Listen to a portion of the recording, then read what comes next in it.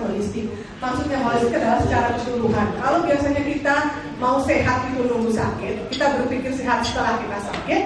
Tapi kalau sekarang yang namanya paradigma sehat, kita berpikirnya adalah yang kita sekarang ini sedang sehat, sudah sehat, berpikirnya adalah menjaga supaya tetap sehat, ya. Jadi itu yang namanya paradigma sehat. Kalau paradigma sehat yang berlaku di situ perlakuan kita adalah perlakuan yang preventif dan promotif, lebih ke arah situ, lebih ke arah preventif dan lebih ke arah promotif. Tapi tidak mengesampingkan yang kegiatan-kegiatan berupa kuratif dan rehabilitatif. Jadi kalau kuratif rehabilitatif itu adalah perbaikan, pengobatan, dan evaluasi setelah sakit. Jadi kalau yang dulu orang sering berpikirnya adalah paradigma sakit, nunggu sakit baru menjadi sehat, baru mau sehat. Kalau sekarang adalah tetap sehat, tetap bisa tersenyum, dan seterusnya dan tetap bisa tersenyum. Jadi tetap sehat, ya. Jadi kasarannya adalah kita menjaga sehat supaya tetap sehat. Kasarannya begitu gampang. Jadi kalau paradigma sehat, kita lebih mencegah sakit dibandingkan nunggu baru mengobati sakitnya. Itu akan lebih bijaksana. Jadi kalau paradigma sehat, sebenarnya kenapa sih kita harus melakukan paradigma sehat? Faktor-faktor apa yang mendorong? Salah satunya adalah pelayanan kesehatan yang tadi, yang namanya paradigma sakit, berfokus pada pelayanan-pelayanan orang sakit ternyata nggak efektif. Jadi kalau kita nunggu sakit baru diobati, itu tidak efektif sama sekali. Karena orang menjadi lebih tidak sadar terhadap kesehatan. Yang kedua, konsep sehat mengalami perubahan. Jadi arti sehat, kalau secara WHO dulu kalau kita berpikir arti sehat adalah secara fisik saja. Tapi kalau sekarang menurut aturan WHO tidak seperti itu. Jadi kalau sehat itu harus produktif secara sosial dan ekonomi. Jadi bukan hanya fisik, tapi psikisnya juga iya, sosial ekonominya juga harus sehat. Jadi semuanya ada unsur di dalamnya. Adanya transisi kejadian pola penyakit dan penyakit infeksi ke penyakit kronik degeneratif. Jadi kalau dulu orang berpikir yang menyebabkan banyak kematian pada saat itu, pada waktu yang dulu, itu adalah karena penyakit-penyakit faktor infeksi. Jadi kalau orang berpikir banyak sekali cerita mengenai kematian karena kolera, karena disentri dan segala macamnya. Itu dulu. Tapi kalau sekarang, namanya pola lingkungan kita sudah berubah. Higienis kita juga sudah mulai berubah, gitu ya. Sanitasi sudah mulai berubah. Jadi penyakit-penyakit seperti itu malah justru jarang terjadi menyebabkan kematian. Malah penyakit-penyakit karena pola hidup yang sekarang banyak terjadi. Jadi kalau kronik degeneratif adalah penyakit karena seiring pertambahan usia, ya, yang dulu orang bilang itu penyakitnya orang tua, gitu ya, itu penyakitnya orang kaya, gitu kan, dulu orang berpikirnya betul, tapi ternyata tidak. Dan penyakit-penyakit itu dialami dengan usia yang makin muda. Kalau orang dulu berpikir, itu kan untuk usia di atas 60, enggak sekarang. Jadi usia-usia penyakit degeneratif kronik itu malah semakin muda. Orang yang berpenyakit hipertensi makin banyak di usia muda. Orang yang berpenyakit diabetes makin banyak di usia muda, gitu ya. Jadi inilah yang menyebabkan kenapa kalau kita sekarang harus berubah pola kesehatannya dari pelayan sakit, paradigma sakit menjadi paradigma sehat. Yang keempat adalah adanya transisi demografi. Jadi meningkatnya angka lansia yang memerlukan penanganan khusus. Jadi angka harapan hidupnya Indonesia itu meningkat. Kalau dulu mungkin hanya sekitar 50, 56 gitu ya Pak, Bapak Ibu sekalian. Tapi sekarang sudah meningkat. Meningkatnya adalah sekitar 68, 70, luar biasa. Membanggakan gitu ya. Cuma masalahnya apa benar? Usia 72, usia 68 itu dalam kondisi yang sehat gitu ya. Memang betul gitu ya. Benar usianya panjang, tapi bawaannya juga banyak, resepnya juga banyak gitu kan. Jadi resepnya obatnya juga banyak di dalam itu gitu. Jadi kalau memang benar usianya berapa 68, tapi ilmuannya banyak gitu ya. Nah harapannya kan tidak seperti itu. Jadi harapannya usianya panjang 68, 72, bahkan 100, tapi nggak ada demolannya, gitu ya. Jadi kosong, kita bisa jalan seperti biasa, gitu ya. Jadi program kesehatan yang diupayakan di sini, kalau dulu penyakitnya nunggu sakit baru sakit itu kita hanya bersifat health program for survival. Jadi kita hidup itu sehat itu hanya untuk bertahan hidup, gitu ya. Tapi sekarang tidak. Kalau paradigma sehat itu kesehatannya adalah orang bisa berkembang. Jadi jangan cuma bertahan. Kalau bertahan nggak ada gunanya, ngapain, nggak bisa ngapa-ngapain, gitu ya. Tapi kalau bisa berkembang itu akan jauh lebih baik karena kita bisa berguna bagi komunitas kita, gitu ya. Jadi paradigma sehat itu bukan hanya bebas dari keluhan dan penyakit, tapi kita harus mensyukuri nikmat dan harus menjaga kesehatan kita, gitu ya. Jadi memelihara dan meningkatkan derajat kesehatan itu harus secara mandiri. Kenapa? Karena yang bermakna adalah Bapak Ibu sekalian. Kalau kita dan fasilitas kesehatan itu hanya mensupport, tapi yang harus melakukan benar-benar datangnya dari orang datang ke dokter, dia sama dokternya diperiksa, terus dibilang kayaknya Bapak Ibu ini dari hasil pemeriksaan pemeriksaan dari hasil laboratorium, kayaknya ibu hipertensi nih. Bapaknya kayaknya udah diabetes. Langsung muncul semua pembenaran ini, bener nggak sih? Oh ya bener dok. Anak tua saya itu diabetes loh dok. Terus, ya bener dok. Itu kakek saya dulu juga katanya hipertensi. Terus ada stroke. Jadi kayaknya kalau saya kena tuh ya lumrah gitu ya. Jadi selalu berpikir wah ini kan ada faktor genetik nih kita nih ya. Padahal sebenarnya Bapak Ibu sekalian genetik itu kecil, gitu ya. Jadi nggak bisa kita ngomongin, oh ini pasti saya dapat ini karena genetik, gitu. Karena genetiknya nggak sampai 10%. Ya, sebenarnya saya maunya yang itu nih biar cantik, gitu ya. Mbak, saya maunya yang ganteng itu, yang gagah itu nggak bisa. Kita memang dapatnya adalah itu, gitu ya. Nah, karena dapatnya itu, jadi nggak bisa nyalain, nanti jadinya jagung mente katanya ya. Kalau nyalain orang tua itu jadinya jagung mente, gitu. Nggak boleh. Kalau kita melihat apa benar sih derajat kesehatan itu dipengaruhi oleh fasilitas kesehatan? Enggak. Karena lingkungan sehat pasti mendorong Bapak Ibu untuk sehat. Yang paling banyak berpengaruh pada derajat kesehatan kita adalah justru dari diri kita sendiri, baik makan kita, olahraga kita, stres dan lain-lain. Dan intinya adalah pola hidup kita yang berpengaruh pada derajat kesehatan kita. Jadi jangan nyalain yang lain-lain. Lihat dulu diri kita sendiri, pola hidup kita bagaimana, ya. Nah, perlunya paradigma sehat tadi sudah disebutkan sebabnya adalah karena perubahan pola hidup. Jadi kita ini semakin dimudahkan oleh apa Pak? Segala sesuatu, betul Pak. Yang dulunya kalau ngapa-ngapain harus pakai jalan, sekarang enggak. Mobil, ya kan? Sepeda motor. Yang dulunya kalau mau nyalain TV aja kita masih pakai jalan, minimal jalan telepon. Sekarang remote, ya kan? Dulu kalau mau ngomong sama temannya di lantai 1 kita naik di jalan, gitu ya. Nah sekarang gitu ya, lebih mudah. Kalau enggak message lewat antar komputer itu kan bisa ya. Nah itu lebih memudahkan. Jadi kadang-kadang kita menjadi lupa bahwa kita ini perlu untuk bergerak, gitu ya. Yang kedua adalah karena perubahan pola makan.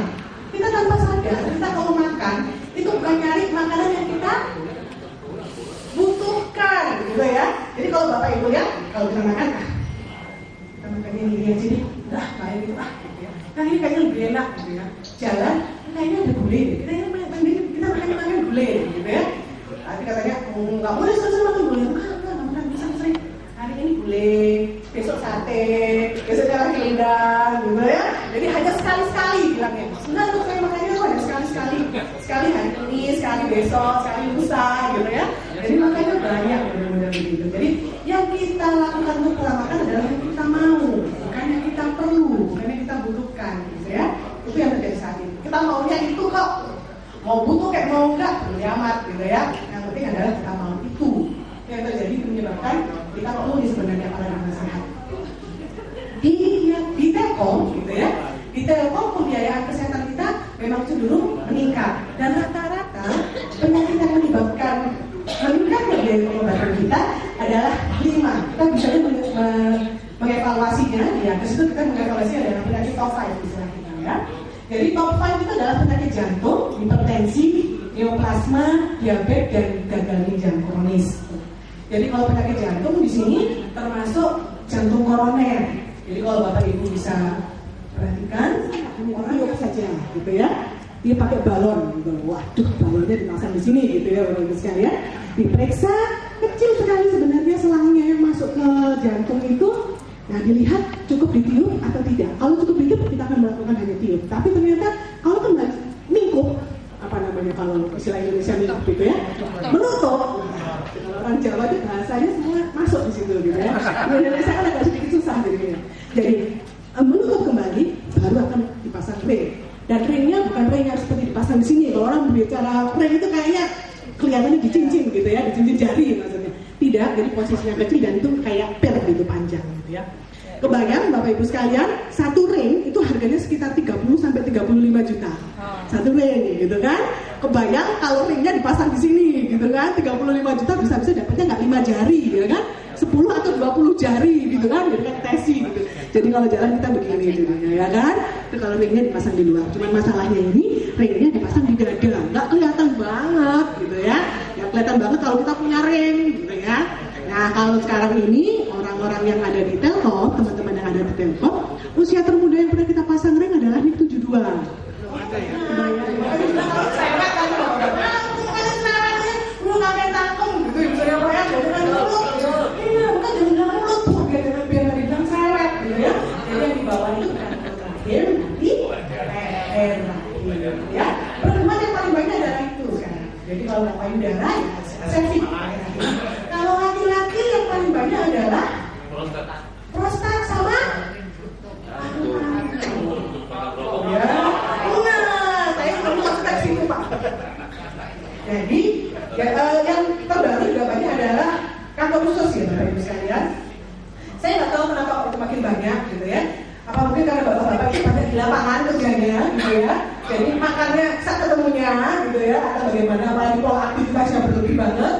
Jadi untuk aktivitas berolahraga jadi kurang gitu ya. Kalau kanker paru itu biasanya memang ada hubungannya sih dengan namanya merokok. Cuma masalahnya adalah sekarang ini ada juga yang tidak merokok, tapi karena relatif kena kanker paru gitu. Setelah ditelusuri ternyata derivasi juga dari rokok. Dia perokok pasif gitu ya. Jadi para smoker, ya. Jadi perokok aktif. Jadi why have to be healthy? Jadi mengapa sih saya itu sehat? Bagaimana saya mau sehat? Dan ini harus kita pahami. Kita memahami bagaimana sehat. Setelah itu kita membiasakan, lakukan. Kalau sudah dilakukan, nikmati. Kita menikmati apa yang kita lakukan. Jadi kalau 3M di Bapak Ibu lihat di iklan-iklan TV segala macam, 3M-nya berbeda. Apalagi kalau ngomong-ngomong soal demam berdarah, ya nggak sih? Namanya 3M. Mengubur, apalagi menguras, apalagi menimbun, ya, jadi gitu ya. 3M-nya itu nggak tahu 3M-nya di sini nggak? 3M-nya di sini adalah memahami, membiasakan, dan menikmati. Jadi di sini ada aging. Successful aging itu adalah menjadi tua tanpa cacat fisik maupun gangguan kognitif dan tanpa mengalami perkembangan dari penyakit kronisnya. Jadi gak cacat fisik pasti ya. Kita berkeinginan semakin bertambah usia, semakin senior kita bisa tetap mandiri. Kita bisa tetap, ini saya dapat dari guru saya, Bapak Ibu sekalian, bukan saya yang buat. Ini dari guru saya di kuliah kedokteran gitu. Beliau mengatakan bahwa sebenarnya kedokteran itu loh gampang. Yang pertama itu karena pola pikir kita. Jadi lebih ke arah stres gitu kan. Itu bisa menyebabkan sakit kita. Ya. Yang kedua pola makan.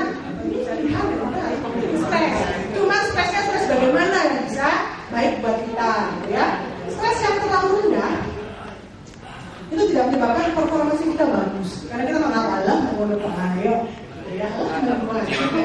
Kita akan terpacu, gitu ya. Segala makannya itu bisa menimbulkan penyakit tekanan darah tinggi. Berdebar-debar, kalau berdebar relatif ya Pak ya, ya. Kalau jantung berdebar-debar itu relatif. Kalau kita sebenarnya harus sabar, ikhlas yang menerima, tapi tidak menerima itu tidak melakukan apa-apa, gitu ya. Jadi kita banyak bersyukur, jangan mudah marah. Kalau sekarang Bapak Ibu sekalian karena memang pola hidupnya, gitu ya. Dulu keren ya Bu ya, terus kena Pak itu, jadi nggak keren. Sekarang udah keren lagi, gitu ya. Yang namanya orang itu ada gitu. Ya. Di atas, di bawah, di samping, di kanan, begini gitu ya. Ibu kan bisa ibu. Kalau setia, aku adalah happy. Istilah itu adalah happy, ya. Kalau mau successful aging, health-nya, sehatnya. Kita harus enjoy dengan kondisi kita, gitu ya. Nah, supaya kita bisa produktif, kalau tidak kalau jalan awalnya lebih gampang, lebih cepat untuk melakukan pekerjaan, ya. Jadi kalau hipertensi sudah pasti tahu semua, hipertensi dikatakan hipertensi kalau 140, 90 di Jakarta, ya. Salah satunya angka yang mencapai itu dikatakan hipertensi.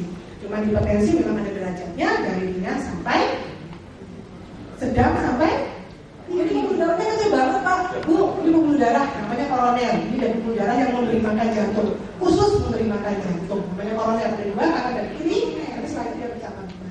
Kita sendiri-sendiri dulu. Kalau kita merokok, efek resiko, faktor risiko terkena jantung koronernya adalah 1,6 kali. Berat badannya turun drastis. Jadi kalau orang tahu berat badannya turun drastis, jangan senang dulu. Diperhatikan benar-benar dari aku turunnya, gitu ya. Kalau seperti saya kalau turun drastis senang banget, gitu kan? Langsung yang terakhir adalah stroke, seperti misalnya. Kalau awal belum kita lakukan ini, stroke ya, gitu ya. Jadi stroke ini kita bisa melihat gejalanya dari fast istilah kita, gitu ya. Dari fast itu sebenarnya dari face, arm, speech, dan tongue. Jadi kalau face